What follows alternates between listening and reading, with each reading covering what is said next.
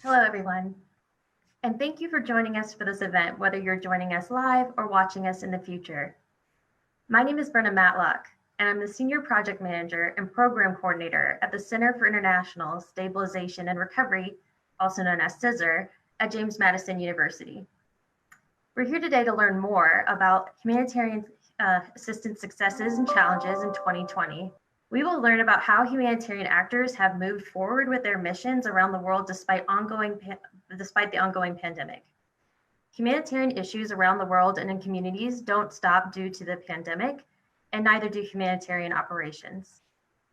This event is part of the Center for Global Engagement's Global Vision series, focusing on advocacy at home and abroad.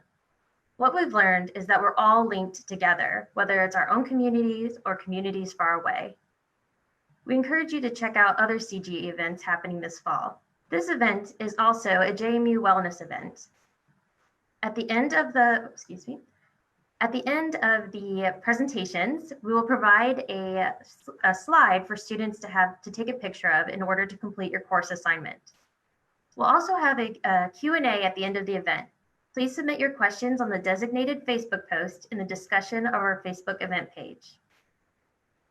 It's my honor to introduce our first speaker this evening to share her insights on what is currently going on as a head of an international center and some of the trends that we've observed since March, thanks to those who are currently operating humanitarian operations on the ground. Dr. Suzanne Fiederlein joined CISR in 1999, working in various positions, including Associate Director, before becoming the Interim Director of CISR in 2020. Her work at CISR has included a number of mine risk education, information management, victims assistance, and training projects. Dr. Fiederlein directs the Senior Manager's course in Explosive Remnants of War and Mine Action, both those conducted at JMU and abroad in Tajikistan, Vietnam, and Croatia. Among her other varied project work for CISR, she has managed the We Love Life mine risk education program in Jordan, worked extensively on efforts to enhance the effectiveness of casualty data, wrote the Landmine Casualty Data Best Practices Guidebook, furthered victims assistance in Latin America, and conducted program planning and evaluation workshops and studies. Early in her career at CISR, she supported the development of the International Mine Action Standards and ran the website for the IMAS for 10 years. She currently serves on the IMAS Review Board. She has graduate degrees in Latin American Studies from the University of Texas and Political Science from the University of Arizona. She has served on the faculty at James Madison University, Virginia Commonwealth University, and Eastern Mennonite University. Her fields of academic research include refugee policy, international law and organizations, and Latin American politics. Suzanne, thank you for joining us. Thank you, Brenna, and welcome everyone to our event featuring a discussion about COVID-19 and its impact on organizations and individuals working in many capacities in the humanitarian space. CISR is one such organization. While we are based here at JMU, we work with partners across the globe. As with everyone else at JMU and working in offices elsewhere, we had to adapt and develop remote modalities of operation. This involved a relatively short stop to our operations as we switched to remote work and did so in compliance with JMU requirements. As interim director, this meant ensuring my staff could work from home, that they had the computer equipment they needed to work remotely, and we had proper JMU telework arrangements in place. Once we had those in place, our work resumed reasonably well, largely due to where we were in the work cycle of our current projects. We had just finished up an in-person 3-week senior manager's course here on the JMU campus last fall, and we did not yet have plans in place for the next one. Our publications activities for the Journal of Conventional Weapons Destruction could continue for the time being virtually, although we did have to figure out how to physically deliver the hard copies of the journal to our subscribers around the world. We've also had to adapt our recruitment process for the Department of State Fellowship to participate in virtual career fairs and information sessions.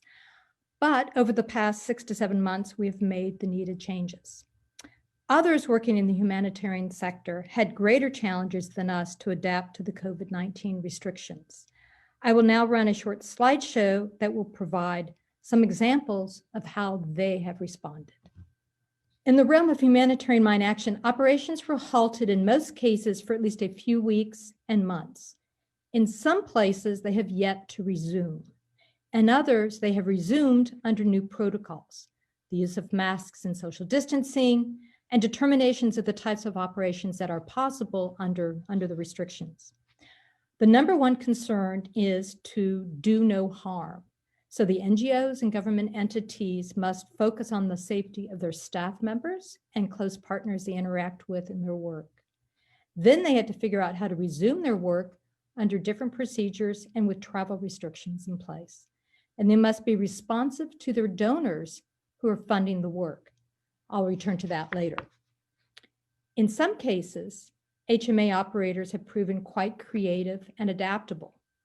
A good example is the explosive ordnance risk education programs and community liaison workers who have incorporated COVID-19 safety messages into their information sharing programs on landmine and UXO safety. In our upcoming issue of the journal, we will have an article from the donor's perspective on how the HMA sector has responded to COVID and how the donors have worked with their implementing partners. The work needs to get done eventually, and the money that was allocated must be used appropriately for the intended purpose. But donor governments are working with their implementing partners in the humanitarian mine action sector to figure out how best to do this. Good communication is the key, and I encourage you to check out the next issue of the journal to learn more. In other areas of humanitarian assistance work, we see the UN system, the World Bank, the Red Cross, and many other organizations, both international and national or local, working together to respond to help the most vulnerable. The photos here show an example of the UN working with many organizations to develop a global humanitarian response plan for COVID-19. You can download the report from the internet. It is full of all sorts of interesting information about how that plan works. And the other photo is of the Red Cross in Serbia, working with the United States Agency for International Development, USAID, to secure needed healthcare supplies for those in Serbia. Especially hard hit are groups who were vulnerable before the COVID-19 pandemic, as existing food insecurity becomes more acute. The food insecurity that is due to things like structural supply and delivery weaknesses, impacts of weather extremes and pests, droughts, floods, hurricanes, ongoing conflict that further complicates the situation, and weak national economies that are experiencing things like currency depreciation. All of this is going to impact their ability to respond and make it doubly difficult for them. All such problems are made more serious under COVID-19. Vulnerable groups like refugees and displaced people are particularly susceptible to food insecurity and exposure to the novel coronavirus and other diseases as they experience insufficient access to food, shelter, healthcare, etc. Other marginalized groups also face problems that are magnified when you combine COVID-19 and existing vulnerabilities. But that's enough from me as we now move to our special event of the evening, our interview with JMU alum Ed Lajoie, whom I met just after he returned from a study abroad semester in Egypt. And he came inquiring about the possibility of working with the center during his final semesters at JMU. The photograph there on the right of the three are two of our senior managers who came to JMU for training while Ed was working for us. We were delighted to be able to bring him on board, initially as a student assistant, but then later as a member of our professional staff. I now turn the program back over to Brenna. Thank you. Yes, so next we have our interview with Ed. Ed could not join us today because he's currently out in the field in Cambodia. He's interviewed by Amy Crockett, CISR's communications specialist. This interview is in two parts. During the first interview, we were interrupted by a major storm that Ed tells us caused some flooding and cut out the lights to their camp. We're happy to say that Ed is okay and was able to complete the interview with us another day. This interview did take place before more major flooding occurred this month, and those affected in Cambodia are in our thoughts. We're so excited to have Ed's participation in this event. Ed Lajoie is a training and compliance officer with the HALO Trust. He's worked for HALO for 7 years, serving in Mozambique, Cambodia, Zimbabwe, Somaliland, Afghanistan, and Iraq in a variety of operational roles. Ed is an IMAS Level 3 qualified deminer, holds a bachelor's in international affairs from James Madison University, and is an avid student of languages. Through his work at HALO, Ed is an example of JMU Dukes being the change. Hi, Ed. Hi, Amy. How are you doing? Very well, thank you. Really good to see you. And I just want to say thank you for joining us today and taking time out of your evening in Cambodia. Of course, always have time for JMU and CISR. Yay. Okay, well, let's dive right in. So, Ed, can you tell us a little bit about yourself? Sure. I graduated from JMU in 2011, and I now work for the HALO Trust.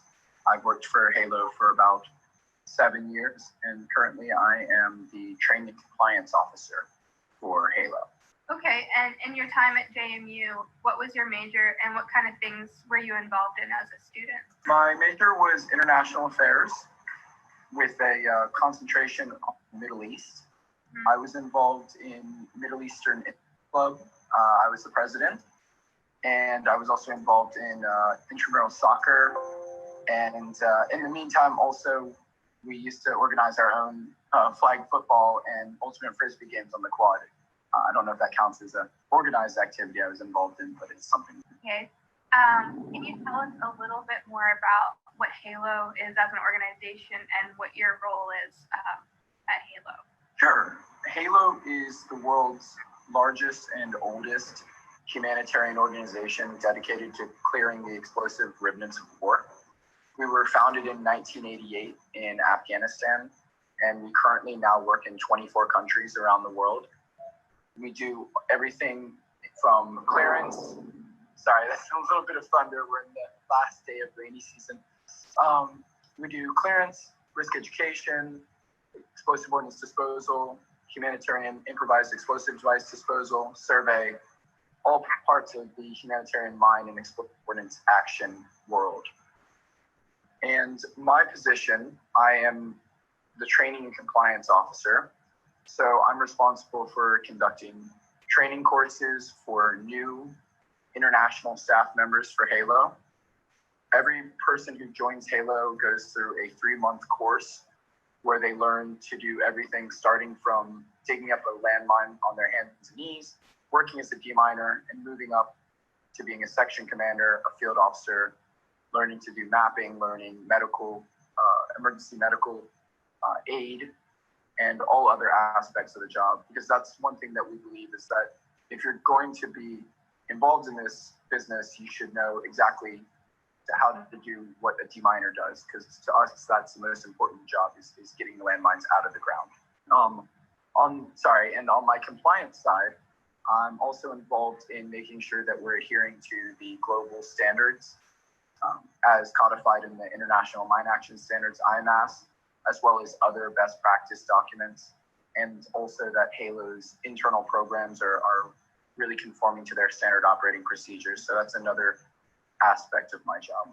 So let's zero in on what is going on in Cambodia with the landmine situation and what is HALO specifically doing there? Sure. Cambodia has some of the world's most dense minefields. The K5 mine belt on the border between Cambodia and Thailand is over 750 kilometers long. It's one of the world's largest minefields. And there's sorry, I'm gonna have to read from my fact sheet here.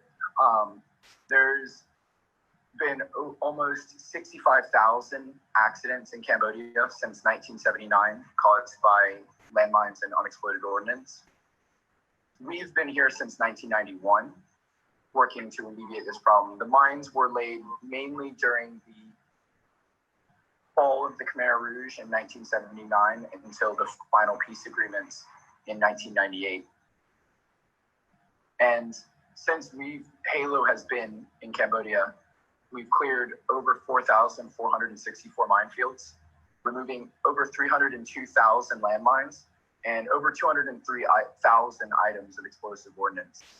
We're employing almost 1,000 national staff, and that's really split almost 50-50 between men and women. So we're trying to get a equal gender balance in the work that we're doing. And we're also continuing to survey new threats when they come, also provide survey activities and other development. We try to link development activities with our work as well. So we are involved in a few development initiatives such as diabetes screening. We're conducting diabetes screening throughout the countryside as we have the access, and as diabetes is a condition that is a pre-existing condition that can be more affected by COVID, we've been conducting diabetes screenings because many people don't know they're positive out here. Wow. Sounds like HALO is doing great work in Cambodia. Switching things, yeah, looking at like global current events, obviously COVID-19 pandemic is happening right now. How is that impacting HALO demining operations and maybe, other humanitarian efforts? Well, it's been very difficult, as you can sympathize with our countries. Sorry, can you hear me with the rain? Okay. Yeah. COVID has had quite a large impact on our work, as you can imagine. At the same time that a lot of countries like the US were going into lockdown, many of the countries we work in were also locking down. But where we work, we're affected to different degrees. So in Cambodia, for example, there actually hasn't been that many cases. And the government has been very strict. You test upon arriving in Cambodia now, you must test. Then you do 2 weeks of isolation, and then you have to do another test before you can leave your isolation. And so in Cambodia, we haven't been affected as much. Whereas in other countries, such as Iraq or Kosovo, we've had more lockdowns. But what we've done in HALO is we've tried to always follow the government rules, but also adjust our procedures. So, for example, in the morning, when all of our deminers are getting ready to go in the minefield, we make sure that they're socially distanced. We provide masks and gloves when needed, even as far as in some places wiping down detectors before handing them to other people. We are constantly monitoring for symptoms as well. So one thing about HALO is we're very much a self-sustaining organization. As much as we can, we try to rely on our organization. So all of our programs have our own medical support. And because we have these doctors and medics, we're able to monitor our own people. So we can do daily temperature checks if necessary, as well as we have spaces in our camps to isolate people until they can be sent home in HALO transportation if they show symptoms. And so we have had in various programs throughout the world some staff members test positive, but we've been able to quickly transport them home and provide them the support they need while keeping COVID from spreading throughout our camps and our work environment. That's really interesting. I should also mention. Go ahead. Sorry, Amy, to interrupt. That's okay. I should also mention that in some of our areas where we were unable to work for a certain amount of time due to COVID restrictions, we tried to, instead of letting our people and our assets go unused, we tried to adapt them to the situation. So in countries like Abkhazia, we're helping the government transport COVID test samples to testing centers in our vehicles. In Zimbabwe, we're helping deliver supplies and also constructing wells for the local population when we couldn't be out actually doing clearance work. And as soon as we're able to do the clearance work, we try to get back to that. But in the meantime, we try to help out where we can. Welcome back to part 2 of our interview with Ed Lajoie in Cambodia with the HALO Trust. Hi, Ed. Hi, Amy. Thanks for calling me back. Yeah, how are you doing post-monsoon? Good. Nothing flooded too badly, so we managed to swim our way out. And what time is it there right now?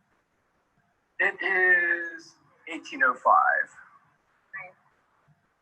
Okay, well, I guess we can just get right back into our interview questions. Sure. Regarding the pandemic, do you think this will have a lasting impact on HALO Trust operations in the future? You know, I think as far as our local operations on the ground, we found a lot of ways to keep moving forward and continuing to do what communities depend on us to do. So in terms of mine clearance, we're implementing, the measures that I talked about before. We're implementing these measures to allow our people to get out on the ground and to continue doing the clearance. So the day-to-day is probably less impacted than maybe some other operations. One unique thing about the work we do is there is interaction with people, especially during the survey or risk education parts, but the actual clearance is something that's done away from people by rule. And in fact, we have, the safety distances that we keep when we're around explosive ordnance actually doubles as a safety distance for COVID. So as long as we're keeping the health measures that we have in place, our camps are very often in rural areas, though when they aren't, we work to, keep them clean and distance. Where I see the impact coming is twofold. One is what donors reorient their money towards, if they reorient money. So far, I would say that a lot of our donors have been really understanding about, first of all, about delays in our outputs because of the time that we've had to spend shut down during parts of the pandemic when everything was first starting and we were trying to make sure that we were being safe and we had to stop some operations. They've been very understanding about that. And so far, actually, most donors have seen this as a project worth supporting and continuing support. So, all of our major donors, the United States, the United Kingdom, Germany, the UN, I'm not trying to leave out any donors. These are just ones that are at the top of my head. They've all continued supporting us. And we'll see next year when countries start to feel the impact of economic slowdown, if there will be a reorientation. But I hope that, the intersection of EOD and humanitarian mine clearance in terms of development, humanitarian work, as well as, diplomacy will keep it as a sort of priority target for funding. I would say the one other impact that we've had is, international NGO work in general relies a lot on open borders. Even though there's always been, we work in some places that may be a little more closed than others, there's always been the ability for us to get our management staff into countries. And it's not completely cut off. Most countries we're working with them at a national level to coordinate our activities, but it is more difficult, and it's more difficult to transit. And it's easier for those who are fortunate, like myself, to have a passport, like a United States passport, or someone from the UK, but not all of our international staff do. Some are from other countries like Sri Lanka or the Caucasus, and it's more difficult for them even to transit. So I think without better, faster testing and more access to that could be a difficulty for us moving forward. Is, can we get our management people on the ground? Can we move around as freely as we're used to moving? And, right now we have to spend longer times planning. Our timeline's planned because when I come into a country, I have to basically plan to spend the first 2 weeks in quarantine. And then when I leave, the next 2 weeks in quarantine. So it does add to the timelines. Well, that being said, can you touch on some of the successes Halo Trust has had in 2020? Sure. I think we've had a lot of major successes. The first one would just be continuing operations. Yes, we had to pause in a few places, but many countries we were able to start working very soon after we paused, within a month, as after we had seen what we need to do and gotten the scientific consensus on what was best practice on keeping things safe. And I'm really proud of our organization for having the flexibility to be able to keep operating. So I think that's probably one of our proudest achievements. I think there's other things that we've done in order to help people. I think what I mentioned earlier about the projects we've done that's COVID related, but we've also been involved in helping out in Afghanistan during some landslides and using some of our machines to clear the way.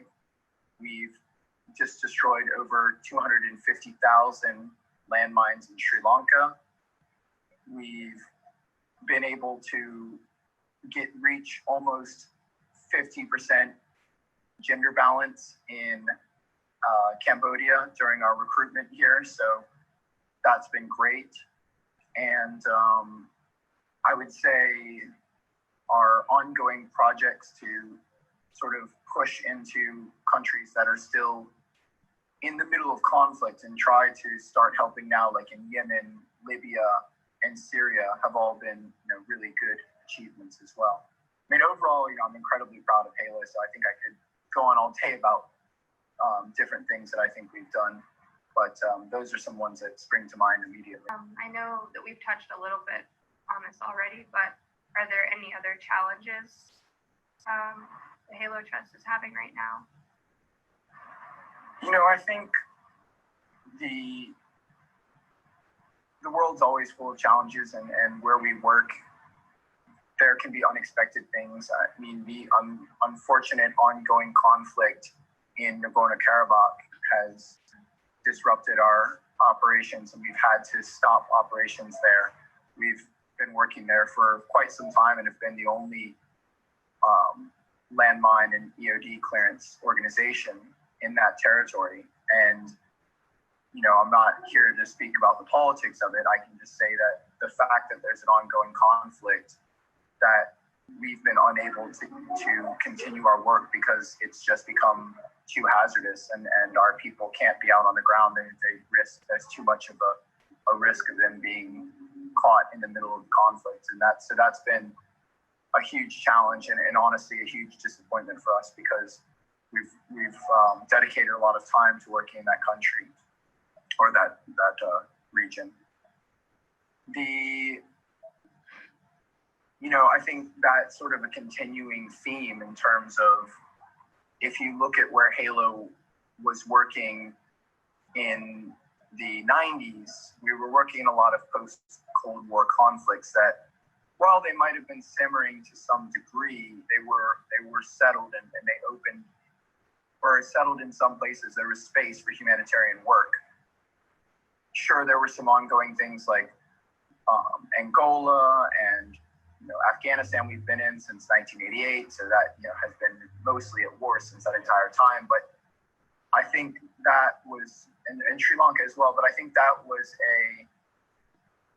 maybe before was seen as an outlier of people working in states that are sort of in low simmering conflict. And now that seems to be more of the future in our kind of work. It's not that the war just ends and the cleanup begins, but there's a long going, sort of drawn out process. And while in the past we may have said, let's wait because we don't want to work and try to clear areas that are then recontaminated, what we see now is that A, there's a need to get in and just save lives when you can, and B, the work that we can do,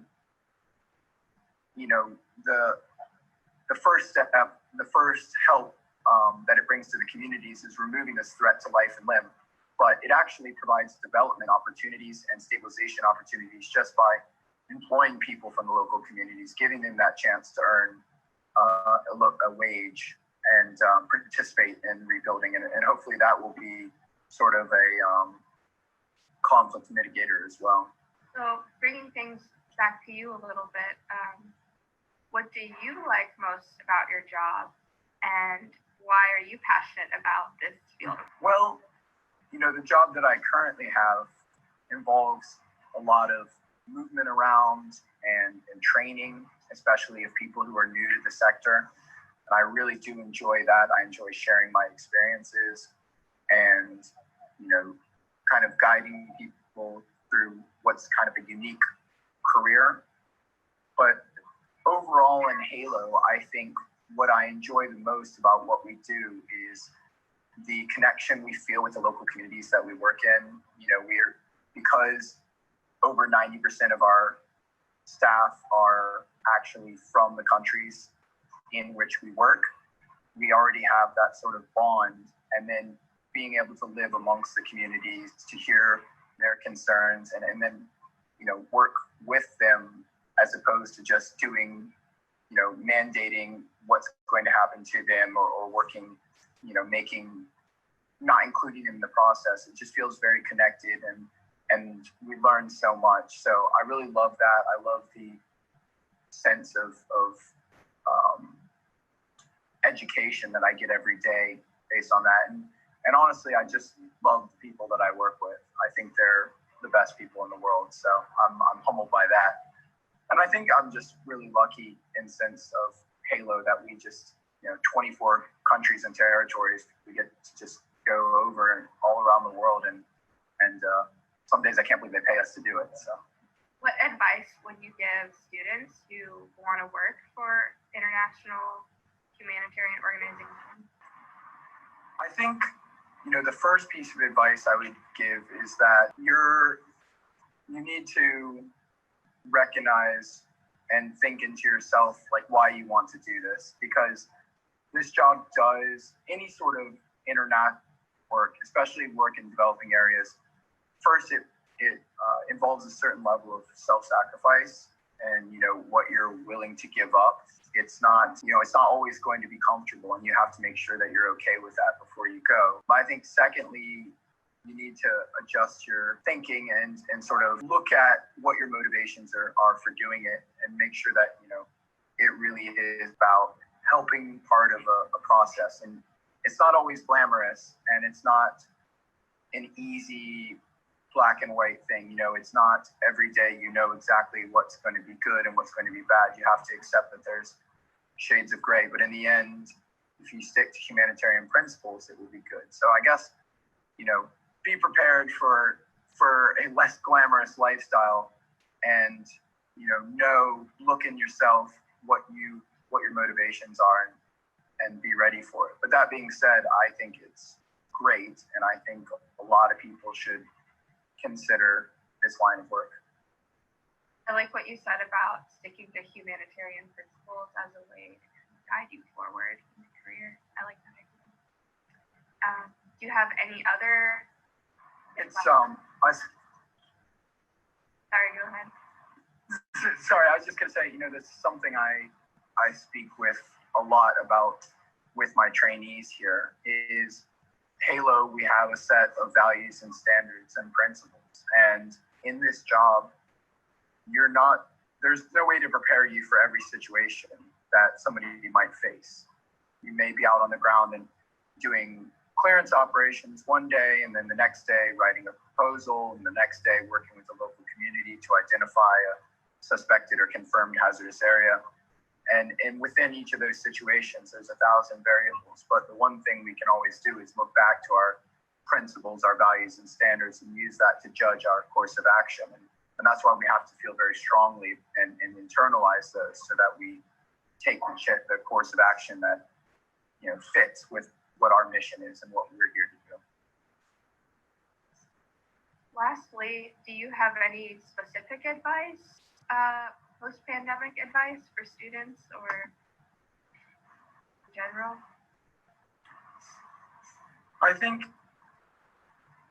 it'll be, it's hard for me to understand what students have gone through right now. I mean, I guess I've been teaching a course at the beginning of this year. I taught a course when the pandemic was starting to really spread, and now I'm still teaching another one under the COVID conditions. But for the students who have worked remotely, and especially those who are graduating into sort of an uncertain time, I think the advice I would give is, first of all, don't give up. There's a lot of ways that you can start working and looking towards this goal, even if it's taking time to work on learning new languages or studying different organizations you're interested while you're in quarantine, but also knowing that there's still a huge need for people that are interested in humanitarian work, both in HALO's field of landmine and IED and clearance, but also in a broader sense. And while it maybe seems like at home everything's kind of shut down, there's a lot of countries where there's need for help. And so, there is an opportunity for you out there. And, don't get discouraged, I think would be my first piece of advice. Anything else you want to say? I mean, it's just good to be back here virtually. Even I really do miss JMU, and CISR as well. And I think the experiences I had there have definitely prepared me well for and given me the chance that I never would have had to get into this career. So I really appreciate that. And I hope everybody's safe and well over there. Thank you so much for your time today, Ed. And JMU is super proud of you, and keep up the good work abroad. Yeah, thank you so much. If I could just plug one last thing, if everybody could go to halotrust.org and check out our website and check out our Instagram. We're always trying to spread the word about the different initiatives we have going and the places we're working. So, and if you're interested, we're always recruiting for new field officers. So look us up. Thank you so much, Amy, though. Thank you, Ed. We'll talk to you soon. Yes, please. To learn more about Halo Trust, please visit the event page under the discussion section to find out more information about them and their social media channels. And just to remind you all, there's still time to post any questions you have by going to the discussion tab of the event and putting a comment under that designated post. CISR has a number of ways for students to get involved. Currently, we are recruiting for our Fraser Cruzel Drew Memorial Fellowship at the U.S. Department of State. It is a paid 2-year development opportunity working in the Office of Weapons Removal and Abatement. It's open to seniors, recent grads, and graduate students, and applications are due November 12th. See CISR's website to learn more. Now we'll answer your questions. Joining Suzanne and I will be CISR's Communications and Publications Manager, Heather Holsinger. Hi, Heather. Thanks for joining us. And Suzanne, great. So we do have some questions coming in. Let me pull it up. Okay, so we have a great question from Salehi. I'll read it real quick. In light of the anniversary of Resolution 1325, which is regarding women, peace, and security, how has HALO continually pushed the barrier in including women in peace-building initiatives, specifically looking in Cambodia demining action? So we can't particularly answer too many questions about the HALO side of things since we're representing CISR and Ed couldn't join us live. But I will say that during the interview, he did mention that the recruitment is pulling in 50% of their recruits are women, so they're trying to reach gender parity. And there are so many initiatives going on right now to include women in all different kinds of activities around the world. So we definitely do have HALO's links on our Facebook event page, so I would start there. Suzanne or Heather, did you have anything to add?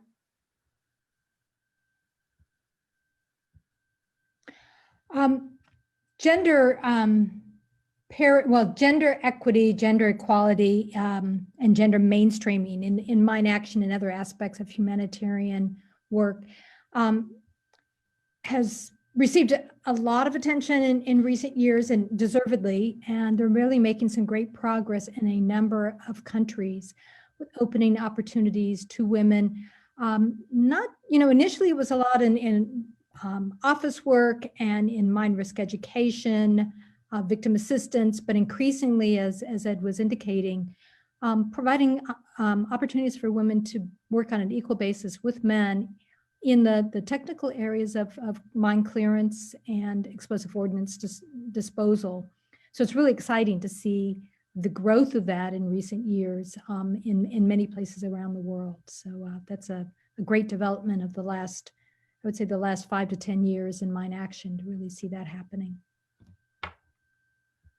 Great, thank you, Suzanne. And Slahi did follow up saying that this could be applicable to CISR as well. So what are we doing as a center? I can let Suzanne also comment on this as well, but we do have our senior managers course where we train personnel from around the world in mine action programs. And it's very important that we do have representation from diverse groups in those trainings so that everyone receives the sort of skills that they need to fully participate in their organizations. And during that training, we have, for a number of years, included a gender and diversities training within that course. So I'll let my other panelists answer. The only thing I would add to that is, yes, it's been a process that has developed over time, that when we first started teaching the senior managers course, it was a little bit more of a challenge to include women on any kind of equal basis as far as numbers, just strictly numbers in the course. But we've been able to work on that over the years and try to increase that as much as possible. And the other issue is not just gender considerations, but also other segments of the population that may be less able to access employment in this field. Disabled people and ethnic minorities, in again, from country to country, that varies considerably. But there's been a lot of progress made in that area as well to make sure that mine action, both employment opportunities, but also access to the benefits of mine action, are more broadly distributed and more inclusive of marginalized groups. The only thing I would like to add is that in terms of CISR staff, we have a majority of our staff members are female. So whether that's just incidental or coincidence, we are definitely representing mine action in the global world as CISR. Thanks, Heather. I'm just refreshing to see if we have any last minute questions coming in. And thank you so much for those questions. Gender is definitely a very important aspect in both the successes and challenges that we're facing in 2020. Okay, I think that I see all. So thank you so much, Heather, for joining us, and Suzanne for your amazing presentation, and Ed, if you're watching this later, thank you so much, and Amy and everyone that put this together. Thank you all for joining us.